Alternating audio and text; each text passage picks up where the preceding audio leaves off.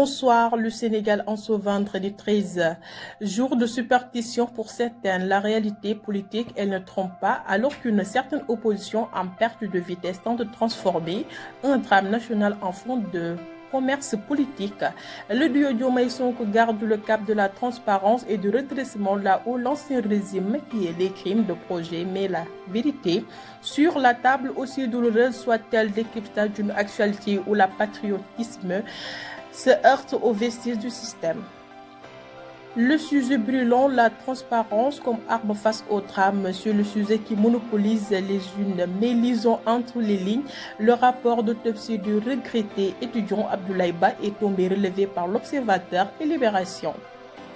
Aujourd'hui, ces rapports sortent sous Macky Sall. Ces dossiers auraient été étouffés sous le sceau du secret défense.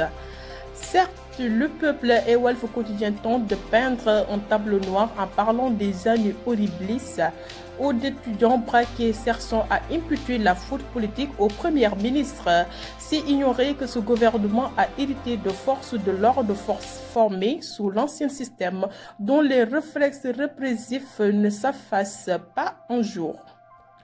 Comme le souligne le Soleil, l'État ne fut pas. Il y a des enquêtes, des chiffres et des comptes. La douleur de la famille relayée par l'indépendant est légitime.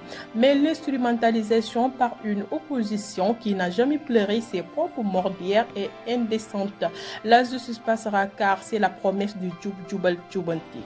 Dans Sud Quotidien, on voit le président Bassirou Diomaye Faye reprend en main l'administration territoriale.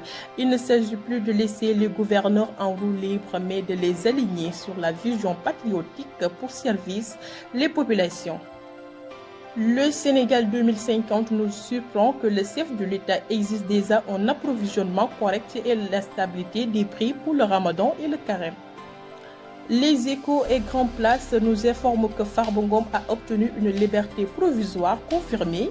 Si cela fait des grincés de dents, les patriotes assoiffés de justice, cela prouve au moins une chose. Yor-yor-tire magistralement Macky Sall face au sang verse. Le journal rappelle que son poste à l'ONU ne sera pas un banquet éternel. Les crimes de sang de 2020 et 2024 ne seront pas oubliés. Sur le plan sécuritaire, le Soleil dresse un bilan sans phare de la gendarmerie en 2025. 7532 accidents, c'est lourd, mais c'est le résultat d'années de laxisme dont délivrance des permis et l'état de roue que le nouveau régime doit corriger. Enfin, notons dans Libération les délivrés sociétales avec l'affaire de Pape Cheikh Diallo, le signe d'une délinquance morale que le gouvernement est en combattre par l'éducation et les valeurs.